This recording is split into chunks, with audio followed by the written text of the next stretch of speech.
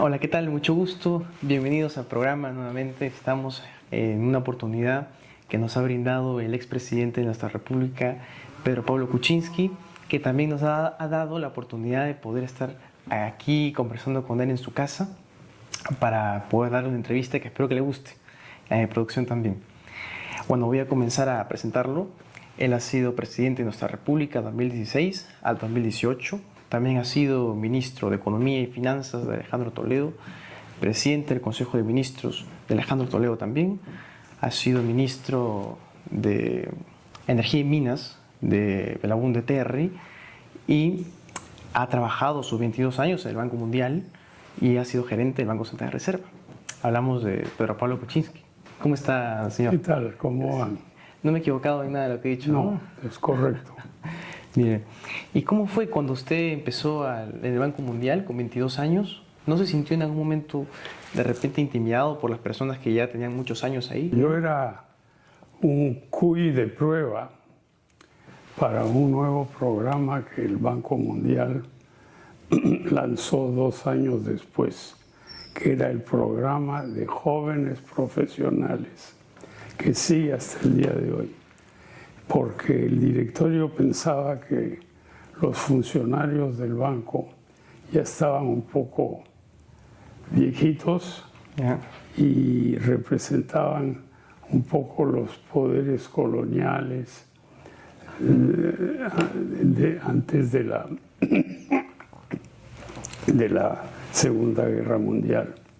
Entonces, esto fue un experimento. Empezaron conmigo, al año empezaron con otro y al tercer año ya lanzaron el programa, que ha sido muy exitoso y es la base de los profesionales que trabajan en el banco hoy.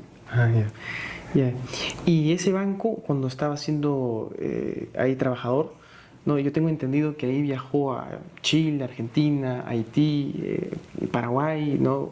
Nueva Zelanda, muchos países. Ahí, Portugal. Claro, ¿su esposa iba con usted en ese momento?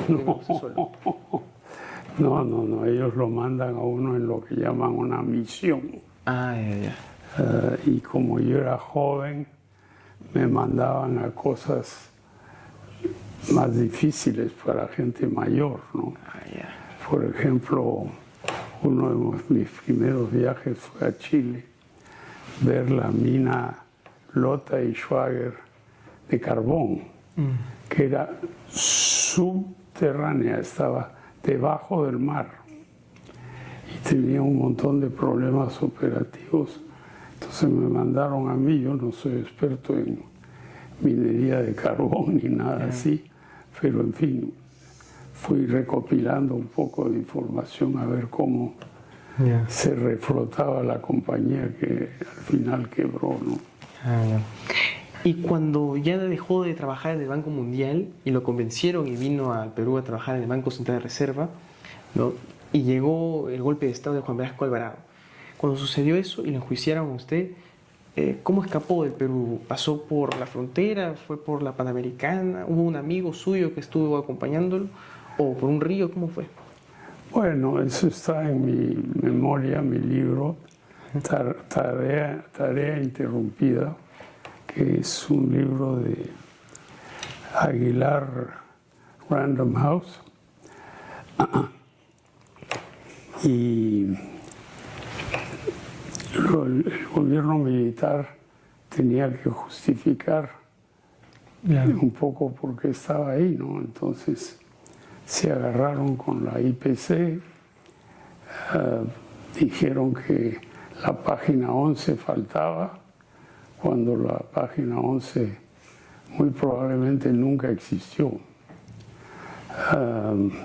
Y después empezaron a juzgar los funcionarios de esa época, Sandro Mariatti, que había sido ministro de Hacienda varios años, Carlos Rodríguez Pastor, que era el gerente general del Banco Central, yo, que era su segundo, Antonio Tarnavieski, que era el jefe de contribuciones, como se llamaba entonces, la SUNAT. Y vimos pues que el pobre Sandro lo metían a la cárcel y querían meternos a nosotros también sin ninguna justificación, ¿no? Era una dictadura. Y entonces decidimos, Carlos y yo, irnos. Y lo hicimos en auto hasta Chulucanas, en Piura. ¿Ya? Después de Chulucanas, primero tenía que tener un pasaporte, porque me habían quitado mi pasaporte. Entonces, con nuestra gran anfitriona Mariana Schaeffer, fuimos en avioneta a Paita a reconstruir un pasaporte que lo hicieron ahí en la plaza. Y después con eso ya Carlos y yo nos fuimos con Mariana en su avioneta a lo que es hoy el reservorio de Poechos. Y de ahí cruzamos el río Chira con el agua hasta aquí. Y del otro lado caminamos 3-4 días a través de unos pueblitos chiquititos que hoy y ahora son mucho más grandes. No había pista, hoy hay pista. Y después de muchas peripecias llegamos a Guayaquil. Ah, ya llegó. Y ahí un amigo mío, que era el presidente del Banco de Guayaquil, nos dio unas tarjetas de crédito para poder comprar un boleto a Washington, ¿no? Y cuando llegamos a Miami, puerto de entrada, el de la migra nos dijo, venga con nosotros. Entonces yo dije, estamos fritos, ya no, algo nos va a pasar. Y nos llevaron por un montón de pasadizos a una oficina que no tenía número en la puerta, en el mismo aeropuerto. Y ya se abrió la puerta y el que estaba adentro nos dijo, Welcome to the United States. Y lo que pasa es que mi suegro, que había sido congresista, no el William Casey de la CIA, fue congresista demócrata de Massachusetts, se había preocupado mucho, ¿no? Porque su hija estaba casada conmigo, había 3 hijos de por medio, y él organizó esta recepción. Y después Carlos se fue a Nueva York y yo me fui al Fondo Monetario en Washington porque mi esposa estaba todavía secuestrada aquí, ¿no? Y el Fondo Monetario mandó a su director de América Latina, el señor Walter Robichek, y vino a hablar con el general Morales Bermúdez, que nos conocía muy bien y que era el ministro de Hacienda. Y le dijo, usted debe soltar a esta gente. Y lo hizo. Que es verdad que iba con sus ternos arriba, su amigo, cuando pasaron por el río. Bueno, él había puesto su ropa en una bolsa, todo bien dobladito, y le llevaba encima de la cabeza para que no se moje en el río, ¿no? Cuando volvió al Perú nuevamente, creo que por ahí de los años 80, años en los que el Sendero Luminoso empezó a tener poder, ¿no? Y estuvo contra usted, ¿no? Y tuvo que salir del país nuevamente y vivir unos 10 años en Nueva York. Ahí en ese, sí, en ese yo tiempo... no vivía en Nueva York debido al Sendero Luminoso. Yo era, en esa época yo era ministro de Energía y Minas. Y fue una época de gran éxito. Se descubrió camisea, por ejemplo. se hicieron una serie de grandes obras como Restitución, que es la segunda central de Mantaro. Hubo represas en Arequipa, en Piura, por todos lados. Fue una época de mucha actividad. ¿Y en esos 10 años pensó en ya no volver al Perú o siempre quiso volver a nuestro país? No, yo siempre pensaba volver y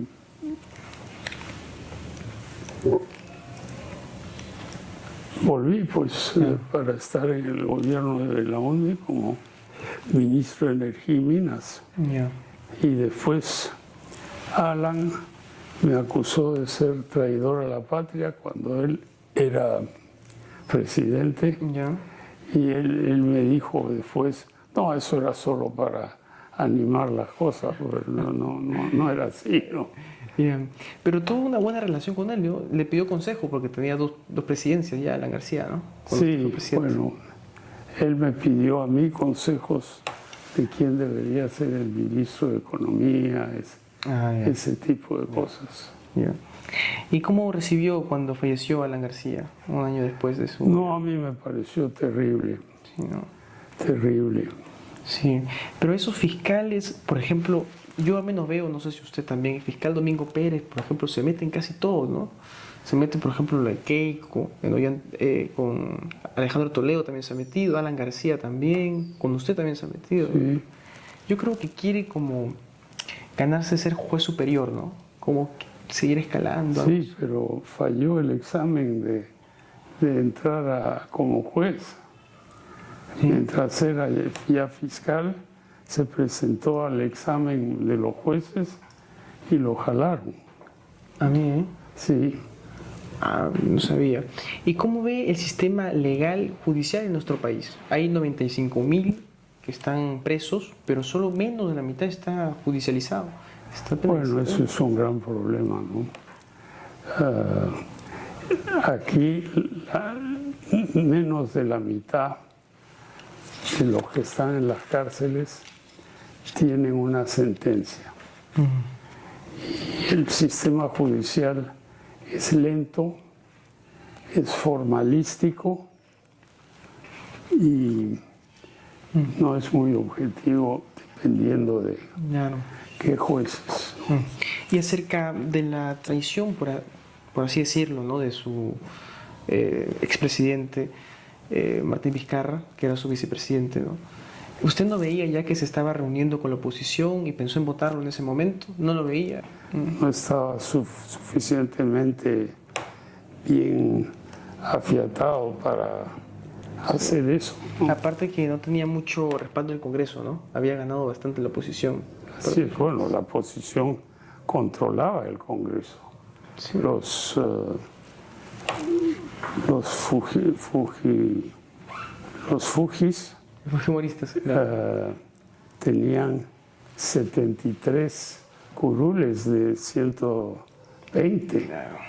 O sea, tenían todo. No lograron bajarme, no tuvieron suficientes votos, pero tenían mucho más de la mitad, ¿no? Sí. Y cuando fue ministro de Alejandro Toledo, ¿es verdad eso que era impuntual Alejandro Toledo o que le gustaba mucho tomar? ¿Es eso cierto? ¿No? Bueno, eso de tomar yo no sé. Yeah. Pero él vivía con su reloj, que era distinto al de otras personas. Bueno, a Alejandro Toledo le pusieron 20 años de cárcel, ¿no? Prácticamente. Sí. Bueno, es una pena, yo creo que él hizo un buen gobierno, pero obviamente no debió hacer toda esta operación con Maiman. Con Maiman, no. Claro, ¿no? Y cuando fue candidato presidencial, ¿qué es lo que más le gustó de sus mítines, de los recorridos por el país? Tanto así que volvería a candidatear solo por ese sentimiento que tenía. Lo que más le gustó de ser candidato. Yo no voy a volver a candidatear con 87 años. No, digo, ¿qué cosa fue lo que más le gustó? Bueno, lo que me gustó mucho, que en realidad empezó mucho antes de que yo fuera candidato, era viajar por el Perú. Y yo me conozco el Perú de arriba abajo. Solo algunos sitios no he visitado. Por ejemplo, Cutervo, no conozco. San Ignacio, no conozco. Pero la mayor parte de los otros sitios he estado.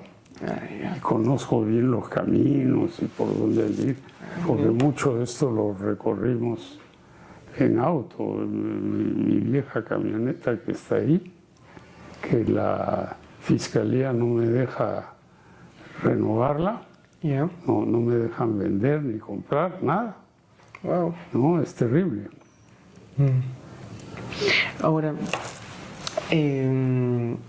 cuando usted era candidato, ¿no? Salía en las encuestas de por quién votaría si que fuesen las elecciones mañana, ¿no? Y salía por debajo de Julio Guzmán y César Acuña en ese entonces, ¿no? ¿Qué cree usted que hizo que al final usted ganara, que conectara con las personas? Bueno, porque nosotros nos dedicamos a viajar por todo el Perú, a hablar sobre todo en universidades, pero también en plazas, y teníamos un programa. Ahora, en este momento, viendo a los 20 o no sé cuántos candidatos va a haber. Sí, bastantes, Sí, 40. 40, pero no tienen un programa. Sí. Nosotros tenemos un programa. Y como yo había sido ministro de Economía, relativamente exitoso, mi programa la gente lo escuchaba. Claro. Sí. Ahora, lo que nos faltaba era plata para la tele. Nosotros no pusimos mucha publicidad en la tele porque eso cuesta mucha plata y no la teníamos. Pero sí, yo daba cantidad de entrevistas en la televisión. Hoy en día sería distinto, porque la televisión ahora cuenta menos que las redes sociales. Sí, es verdad. Es cierto. Pero en fin, hay que estar presente. ¿Y quién le hizo que le gustara viajar por el Perú y conocerlo? ¿Fue su papá, su mamá, el que le mostró el Perú? Bueno, yo desde chico viajé mucho, ¿no? Primero estuve de chico en Iquitos, que parecía pues el fin del mundo, porque no se llegaba como ahora en un avión y pum. Uno salía del campo de aviación que estaba aquí, un poquito más abajo, en lo que es ahora parte del Golf, ¿no? Y uno subía a un avión de un motor y se iba a Pucallpa, parando primero en Huánuco. Después de Pucallpa uno iba en un bote hasta Iquitos. Eso es como era. Claro. Ahora uno se sube aquí en el aeropuerto del Callao y hora y media después está en Iquitos. Claro, ¿no? Es verdad. ¿Cuál cree usted que es el rasgo que más ha sacado de su personalidad, de su mamá y de su papá? Bueno, mi mamá era una señora muy culta, había sido profesora de literatura, obviamente francesa, en la Universidad de Ginebra, y era una persona muy informada, era enemiga obviamente del gobierno de Vichy que controló Francia durante la guerra. Y mi papá era un doctor, pero también un doctor en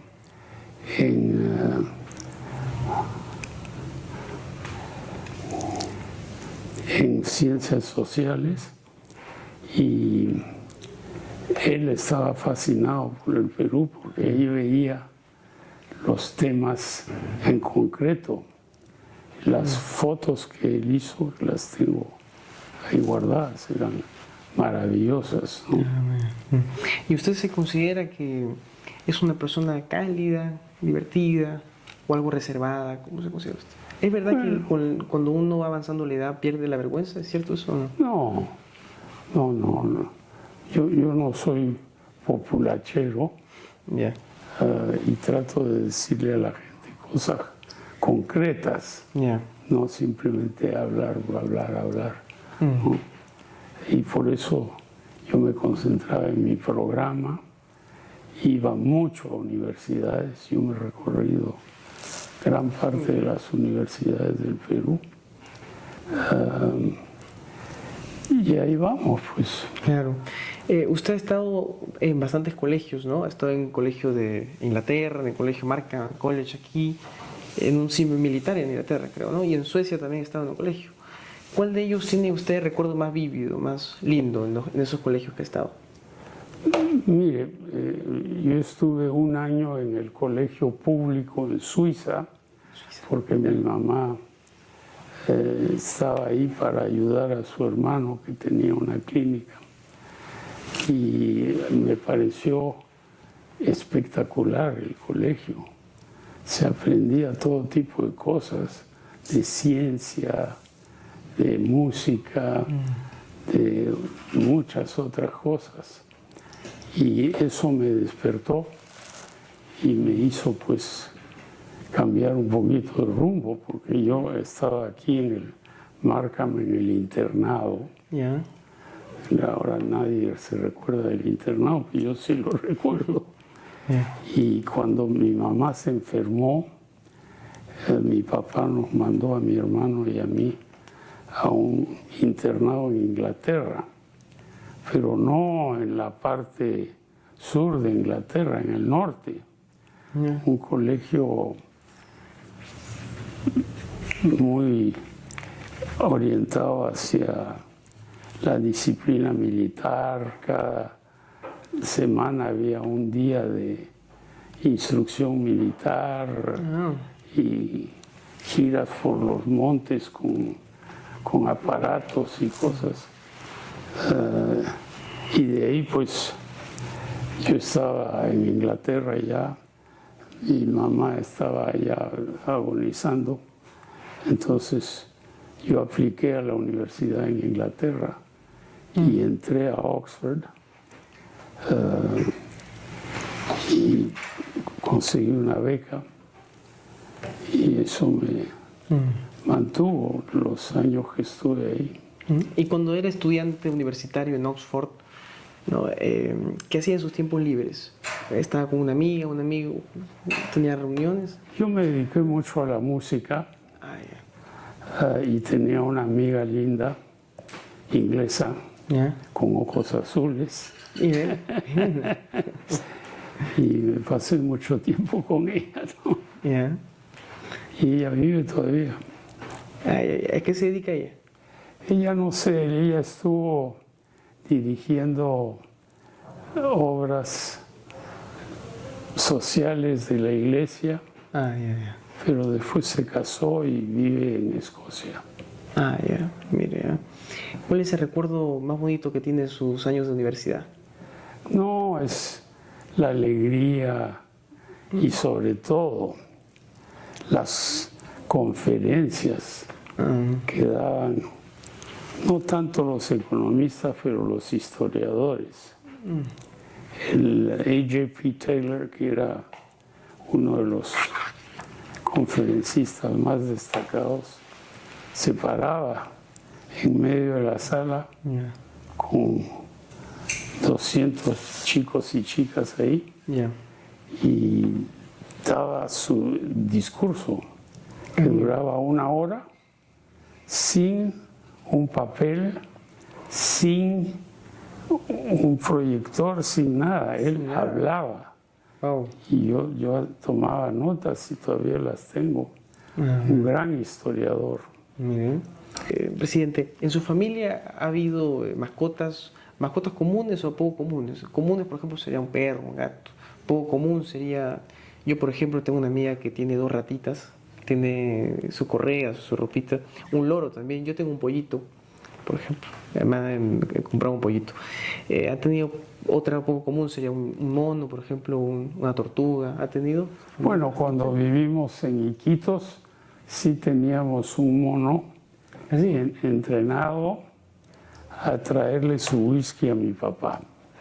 Mire. Era un no mono de Loreto, era un mono que habían traído de algún sitio porque era un chimpancé. Y Chimpancé. en la selva no hay chimpancés, pero él estaba entrenado a meter el whisky, un cubo de hielo, un poquito de agua, y caminaba con el vaso y se lo daba a mi papá.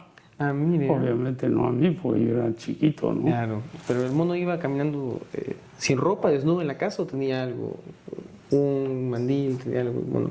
Sí, algo, un mandilito. Ay, ya. Presidente, ¿y cuál es la vinculación que tiene usted con la educación, la medicina y el cine también, la cinematografía? Bueno, yo tengo una vinculación muy indirecta con el cine porque mi primo hermano, Jean-Luc Godard, que estuvo aquí en el Perú cuando yo era chico, se desarrolló en un gran director de cine, ¿no? Aunque después yo no lo vi mucho porque él andaba por su camino, pero yo lo ayudé a él porque el gobierno francés lo estaba reclutando para la guerra en Argel. Uy. Y él no quería ir a Argel, ¿no? Claro. Entonces llegó a la casa de mi abuelita cerca de Ginebra y me dice, yo todavía era chiquito, me dice, ¿tú sabes a dónde está la llave del auto? Yeah. Sí, le dije, está aquí. Se la di, agarró el auto y se fue. Mire. Y bueno, cuando era ministro de Economía estaba con bastantes números, cuando también estaba siendo gerente de Banco Central de Reserva también.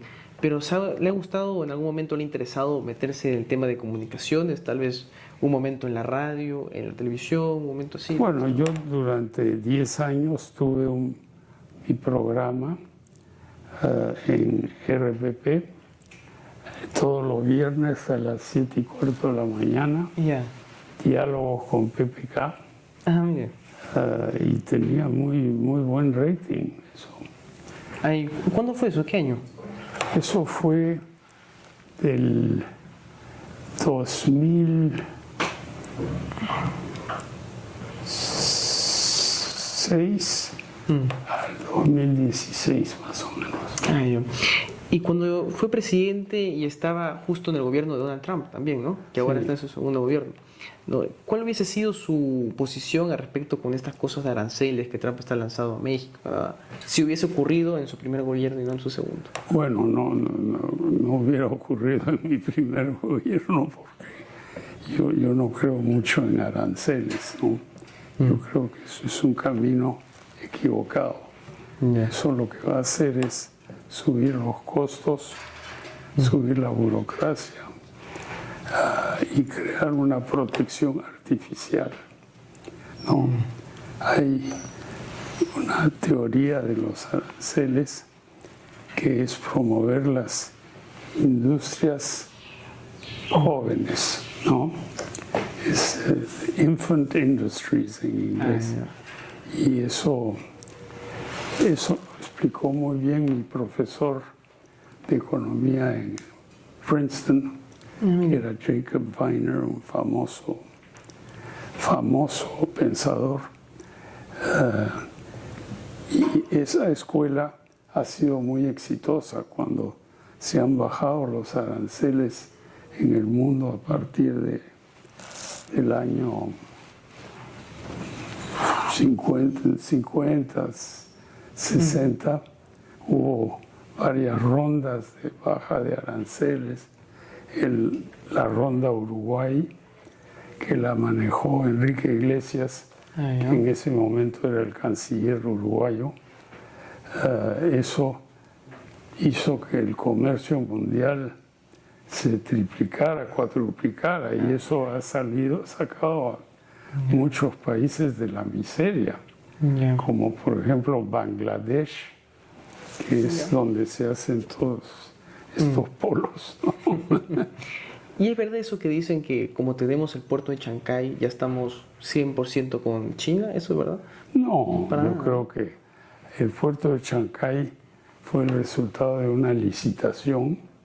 Se presentaron varios y los chinos tenían más experiencia en construir puertos Claro. y obviamente quieren tener una presencia aquí porque ya tienen las Bambas, tienen las eléctricas de Lima, tienen Chagya, tienen una serie de otras inversiones en electricidad y para ellos un país que está en el Pacífico Ya. es estratégico, ¿no? Claro. Entonces, claro, hay mucha preocupación de que esto va a generar un dominio chino del Perú, pero yo no creo que eso es verdad. Sí. ¿Usted dónde aprendió a tocar sus instrumentos? El instrumento... Bueno, empecé aquí Ah, ya. y después en el colegio en Inglaterra y después cuando yo ya había entrado a la universidad, pero era demasiado joven para estar ahí, entonces hice un año en el Colegio Real de Música en Londres, Ah, bien. piano y flauta. Ya. Y en esos colegios, en esa época, los profesores tenían permitido, creo que, fragelar a los alumnos, ¿no? En esa época, ¿no? En el colegio en Inglaterra, no. Ah, ya, qué bueno. Pero aquí en el Markham, en el internado, todas las noches pasaba alguien con Ah, ya. una bata de cricket o un látigo y castigaba a los que no se habían portado bien. Ah, ya, ya. A mí me tocó solo una vez, pero era pues terrible, ¿no? Claro. ¿Pero fue por algo que hizo o por otra cosa? No recuerdo muy bien qué cosa era. Ah, mire.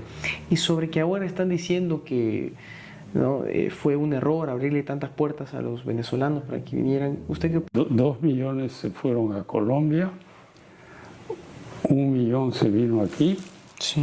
que hoy son 1,5 millones. A Brasil se fueron un poquito menos de 1 millón. A Estados Unidos se fue mucha gente, pero no los dejaron entrar, ¿no? Ah, claro. Pero hay una presión terrible, pues si un país, su producción cae a 1/4 de lo que era unos pocos años antes, Ya. eso va a generar una crisis terrible, ¿no? Sí, pues, sí. Y ya la última pregunta para finalizar la entrevista, doctor, es si sus papás estuvieran aquí y lo pudieran ver en la situación en la que está, ¿no?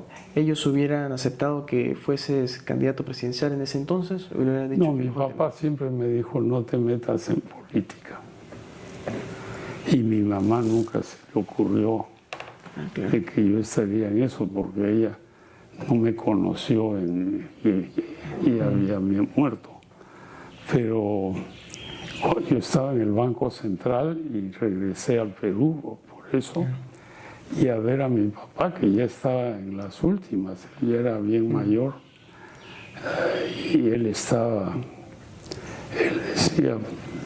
política nada, porque él estuvo preso Ya. un año durante el gobierno de Oria por haber sido simpatizante de ideas progresistas como las del APRA.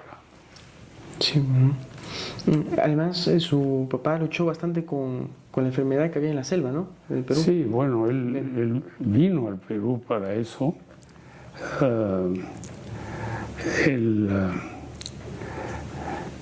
El ministro de Salud lo invitó. Él estaba en Venezuela Ya. y vino aquí y se dedicó a la enfermedad de Hansen, que es la lepra, Ah, ya, pero para eso pues tuvo que ir al leprosorio de San Pablo ya. y cambió toda la política de cómo combatir la lepra. Ya. Yo he conocido a su paciente más viejo, un señor que murió a los 100 años. Ya. Yo fui ahí a San Pablo y con mi hijita Susi, y Susi le digo, ¿le puedes dar la mano? Y le dio la mano. Y mucha gente cree que te vas a hacer eso y te va a dar la lepra. Pero no es así. La enfermedad de Hansen es después de prolongado contacto. Mientras que en Estados Unidos el leprosorio que hay está en la isla de Molokai, cerca de Hawái, y ahí están los enfermos completamente segregados. O sea, es una idea primitiva, ¿no? Claro. Bueno, muchas gracias por conversar. Bueno, diviértanse. Gracias, presidente. Ya, Y gracias a todos ustedes también por ver. Muchas gracias, señor tengan presidente, éxito. por la entrevista. Gracias.